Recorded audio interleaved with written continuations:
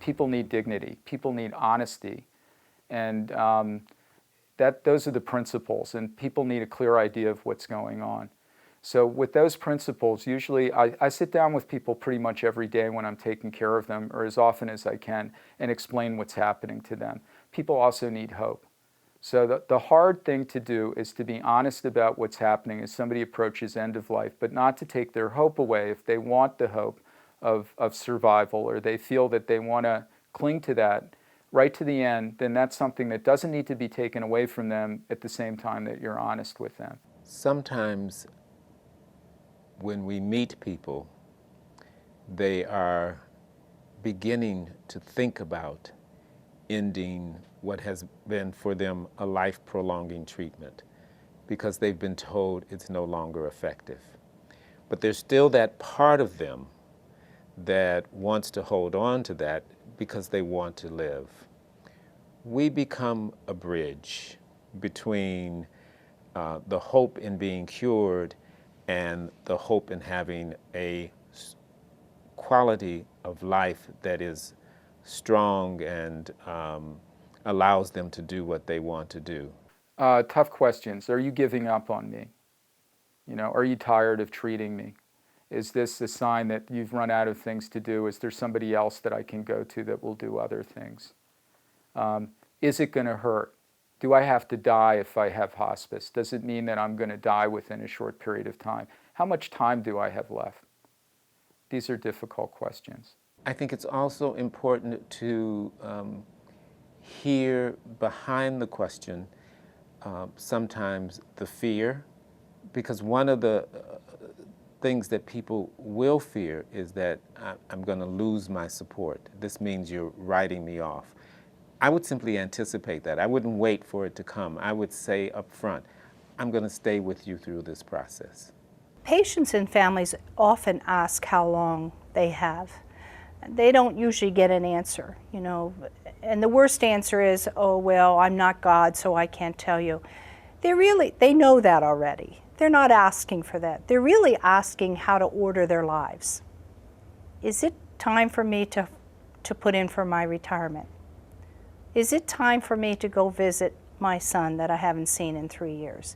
They're really asking for some type of framework to order their lives, because they wouldn't want to know the last day if you knew it.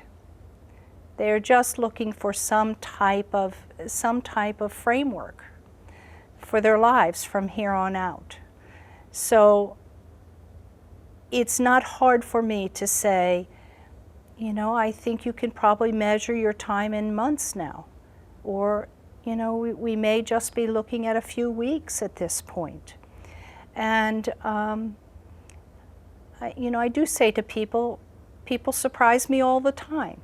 I don't have that answer, but I can tell you that based on what I'm seeing, you are probably getting to a point where the end of your life is near. And we want to know right now what you want to do. What do you want to do with that time? What's important to you? Are there things you want to finish? Is there somebody you want to see? What do you need me to do right now? What do you need the most? What's the most important thing to you right now?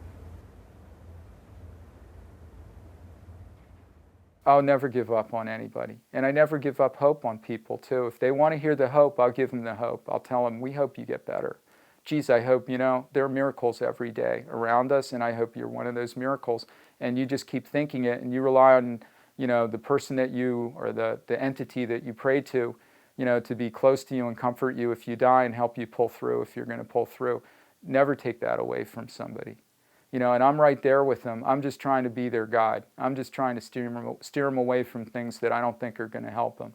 I think some physicians fear that they will take away the patient's hope. But our experience is that people don't lose hope, they redirect their hope. And they continue to do that until they die. They move the bar. The thing that they have hope for changes as time goes on. By not informing people we take away the opportunity to do some very meaningful things at the end of life. If the person doesn't know until they're unable to talk, then there are conversations with loved ones that they didn't have, that they could have had.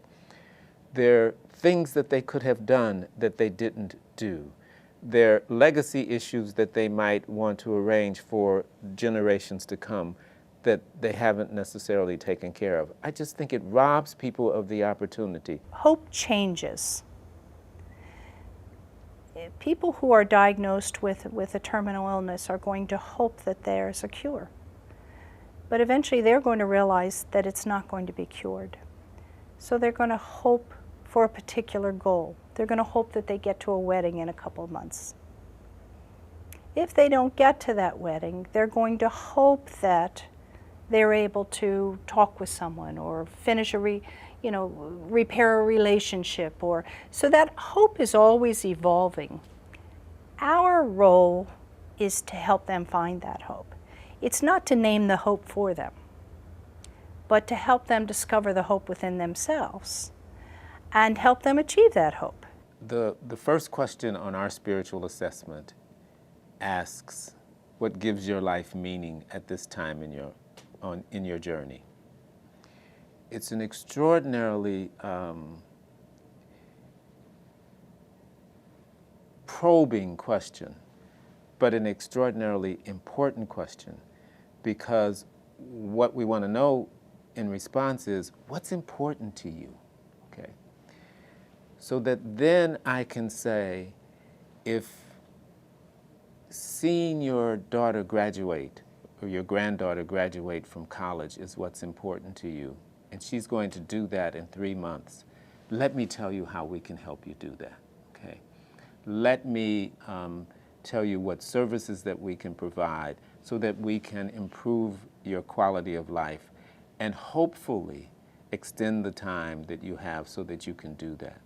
This is something we're doing because we really do care what happens to you at the end of life. And if you can't have what you want then, when else are you going to have it?